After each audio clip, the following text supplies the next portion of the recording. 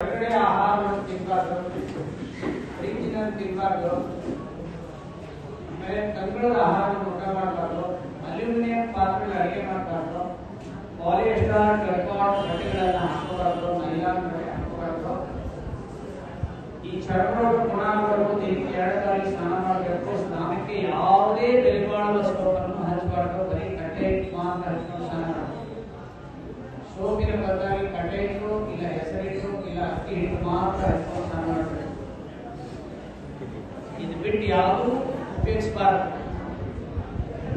ಮೈಗೆ ಏನು ಹಚ್ಕೋಬೇಕು ಅಂದ್ರೆ ರಾತ್ರಿ ಮುಲಾಮಿನ ಬದಲಾಗಿ ಅಲೋವೆರಾ ಹಚ್ಕೊಂಡು ಮಲ್ಕೋಬಹುದು, ಇಲ್ಲಾಂದ್ರೆ ಹುತ್ತದ ಮಣ್ಣನ್ನ ಹಚ್ಕೋಬಹುದು ಕಲಿಸ್ಬಿಟ್ಟು, ಇಲ್ಲಾಂದ್ರೆ ಜವಾರಿ ಆಕಳ ಸಗಣಿಯಿಂದ ಹಚ್ಕೊಳ್ಬೋದು, ಬೇವಿನ ಎಲೆ ಅರಿಶಿಣವನ್ನ ಹಚ್ಕೋಬಹುದು. ಈಗ ಯಾವ್ದಾದ್ರು ಒಂದು ಮುಲಾಮಿನ ಬದಲಾಗಿ ಹಚ್ಕೊಳ್ಳೋದು.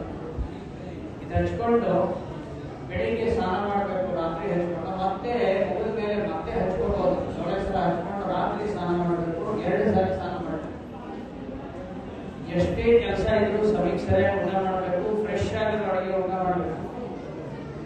ಹಣ್ಣುಗಳು, ತರಕಾರಿಗಳು ಮತ್ತು ಮೊಳಕೆ ಬಂದ ಕಾಳುಗಳನ್ನ ಹೆಚ್ಚು ಊಟ ಮಾಡಬೇಕು. ಇದು ರಕ್ತ ಅಶುದ್ಧ ಆಗಿ ಚರ್ಮರೋಗ ಬಂದಿರ್ತದೆ. ರಕ್ತ ಶುದ್ಧ ಆಗಬೇಕಾದ್ರೆ ಈ ತರ ಒಂದು ಜೀವನ ಶೈಲಿ ಇರಬೇಕು. ಈ ತರ ಚರ್ಮರೋಗ ಯಾವ ಕಾರಣಕ್ಕೆ ಬರುತ್ತೆ ಅಂತ ಒಂದು ಸೂಚಿ ಬರೆದಿದ್ದೇನೆ, ಇದನ್ನು ಓದ್ಕೋಬೇಕು ಮನೆಯೊಳಗೆ. ಇದನ್ನು ಓದಿದ್ರೆ ಚರ್ಮರೋಗ ಬರೋದಿಲ್ಲ, ಓದಿ ಮಾಡಬೇಕು. ಈ ಕಡೆ ಚರ್ಮರೋಗಕ್ಕೆ ಸಂಬಂಧಪಟ್ಟಂತೆ ಔಷಧಿಯನ್ನ ತಗೊಳ್ಳೋದು ಹೇಗೆ ಅಂತ ಬಂದಿದ್ದೀನಿ. ನಾವು ಕೊಡುವಂತ 2 ತಿಂಗಳ ಔಷಧಿ ಕಿಟ್ಟಲ್ಲಿ ಔಷಧಿನ ಬೆಳಿಗ್ಗೆ, ಮಧ್ಯಾಹ್ನ, ರಾತ್ರಿ ಹೆಂಗೆ ತಗೋಬೇಕು, ಎಷ್ಟು ತಗೋಬೇಕು, ಯಾವ್ದ್ರಲ್ಲಿ ತಗೋಬೇಕು ಅನ್ನೋದು ಈಗ ಹೇಳ್ತೀನಿ. ಔಷಧಿ ಮನೆಗೆ ತಗೊಂಡೋದ ಮೇಲೆ ತಗೊಳ್ಳೋದು ಡೌಟ್ ಬರ್ತದೆ, ಅವಾಗ ವಿಡಿಯೋ ಹಾಕಿ ನೋಡಿ ಔಷಧಿಯನ್ನ ತಗೊಳ್ಬೇಕು. ಪಥ್ಯ ಮಾಡೋದು ಗೊತ್ತಾಗೋದಿಲ್ಲ, ವಿಡಿಯೋದಲ್ಲಿ ಪಥ್ಯ ಅಂತ ಇರುತ್ತೆ, ಅದನ್ನ ನೋಡಿ ಮಾಡಿ. ಇಲ್ಲಿ ಬೆಳಿಗ್ಗೆ 1 ಲೋಟ ಸಾದಾ ಬಿಸಿನೀರಿನಲ್ಲಿ ಅಂತ ಬರ್ತಿದ್ದೀನಿ ನೋಡಿ, ಲೋಟ ತೋರಿಸ್ತಾನೆ. ಇಂಥ ಲೋಟ ನೀರಲ್ಲಿ 3 ಚಮಚ ಔಷಧಿ ಹಾಕಿ ಸೇವಿಸಬೇಕು. ಗ್ಲಾಸ್ ಬಾಟಲ್ ಅಂತಿದೆ ನೋಡಿ, ಇಂಥ 2 ಬಾಟಲ್ ಇರುತ್ತೆ. ಇದನ್ನ ಬಾಯಿ ತೊಳೆದು ಶೌಚಕ್ಕೆ ಹೋಗಿ ಮೈ ಹೊರಟಿನಲ್ಲಿ 1 ಲೋಟ ಕಾಯಿಸಿ ಆರಿದ ನೀರಲ್ಲಿ 3 ಚಮಚ ಔಷಧಿ ಹಾಕಿ ಕುಡಿಬೇಕು. ಅರ್ಧ ಗಂಟೆ ಅಥವಾ 1 ಗಂಟೆವರೆಗೂ ಏನು ಆಹಾರ ತಗೋಬೇಡ. ಇದು ಬೆಳಗಿನ ಔಷಧಿ. ಮಧ್ಯಾಹ್ನ 1 ಲೋಟ ಸಾದಾ ಬಿಸಿನೀರಿನಲ್ಲಿ 1 ಚಮಚ ಗೋಧಿ ಹುಲ್ಲಿನ ಪೌಡರ್ ಹಾಕಿ ಕುಡಿಬೇಕು ನೋಡಿ, ಇಂಥದ್ದಿರುತ್ತೆ. ಇದನ್ನು ಮಧ್ಯಾಹ್ನ ಊಟಕ್ಕಿಂತ ಮೊದಲು ಕುಡಿಬೇಕು. ರಾತ್ರಿ 1 ಲೋಟ ನೀರು, 1 ಚಮಚ ಔಷಧ. 2 ನಂಬರ್ ಪಾಕೆಟ್ ಅಂತಿದೆ ನೋಡಿ, 2 ನಂಬರ್ ಪಾಕೆಟ್ ಇದೆ. 1 ಚಮಚ ಹಾಕಬೇಕು, ಮೇಲ್ಗಡೆ ಚಮಚ ಸಾಫ್ ಮಾಡಿ ಹಾಕಬೇಕು. ಅದರೊಳಗಡೆ 1 ಚಮಚ ಜೇನುತುಪ್ಪ ಹಾಕಬೇಕು. ಅದರೊಳಗಡೆ 1/4 ಚಮಚ ಅರಿಶಿನ ಪೌಡರ್ ಹಾಕಬೇಕು. ಅರಿಶಿನ ಅದಕ್ಕಿರುತ್ತೆ. ಇದನ್ನ ಹಾಕಿ ರಾತ್ರಿ ಕಲಿಸಿಕೊಂಡು ಊಟ ಮಾಡೋ ಮೊದಲು ಕುಡಿಬೇಕು. ಊಟ ಮಾಡದೆ ಹಾಗೆ ಕೂದ್ರೆ 2 ಪಟ್ಟು ಎಫೆಕ್ಟ್ ಆಗಿ ಬೇಗ ಗುಣ ಆಗ್ತದೆ. ರಾತ್ರಿ ಊಟ ಮಾಡದೆ ಹೋದ್ರೆ ಹಸಿವಿರೋರು ಮಾಡಬೇಕು, ಹಸಿವಾಗಿ ಊಟ ಮಾಡಬಾರ್ದು. ಬೆಳಿಗ್ಗೆ, ಮಧ್ಯಾಹ್ನ, ರಾತ್ರಿ 3 ಔಷಧಿನ ಊಟಕ್ಕಿಂತ ಮೊದಲು ತಗೊಳ್ಬೇಕು. ಉಗುಳಿಸಿ ನೀರಲ್ಲಿ ತಗೋಬೇಕು. ಯಾವ ತರ ರೋಗ ಹಿಡಿಯುತ್ತೋ ಅದಕ್ಕೂ. ಆಮೇಲೆ ಒಂದು ಆಯಿಲ್ ಬಾಟ್ಲ್ ಇದೆ.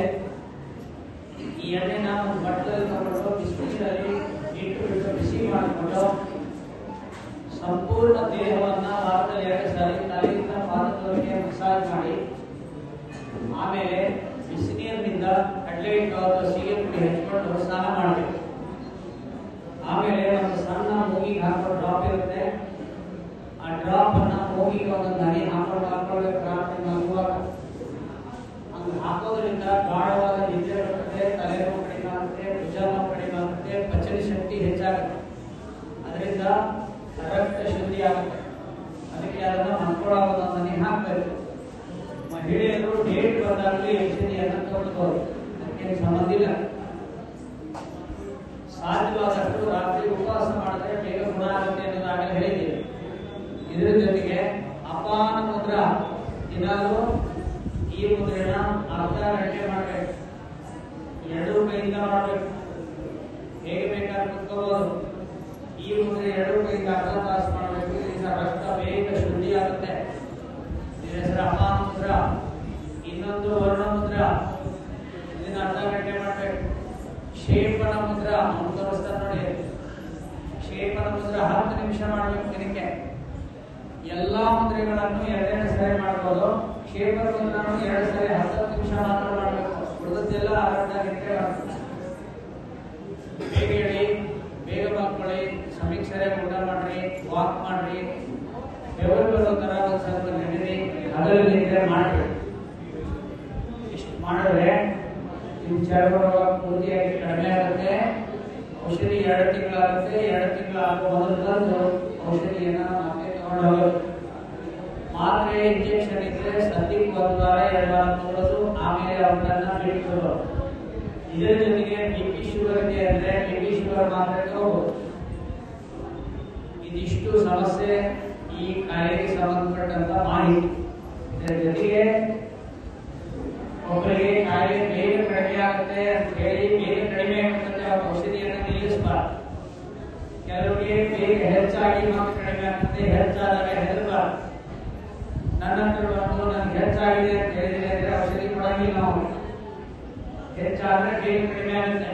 ಕೆಲವರು ಶರೀರ ಗುಣ ಹೆಚ್ಚಾಗಿ ಕಡಿಮೆ ಆಗುತ್ತೆ, ಕೆಲವರು ಕಡಿಮೆ ಮಾತ್ರ ಹೆಚ್ಚಾಗುತ್ತೆ.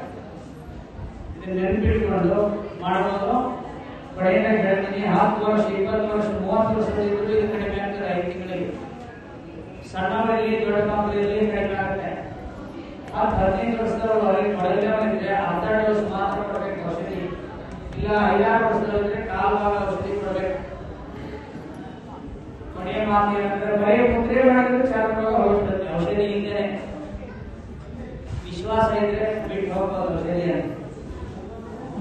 ಸ್ವಲ್ಪ ಸರಿಯಾಗಿಲ್ಲ ಪತ್ತೆ ಮಾಡ್ಬೇಕಷ್ಟೇ. ಬರೀ ಮುದ್ರೆನೇ 2 ತಿಂಗಳು ಪೂರ್ತಿ ಚರ್ಮರೋಗ ಹೋಗುತ್ತೆ.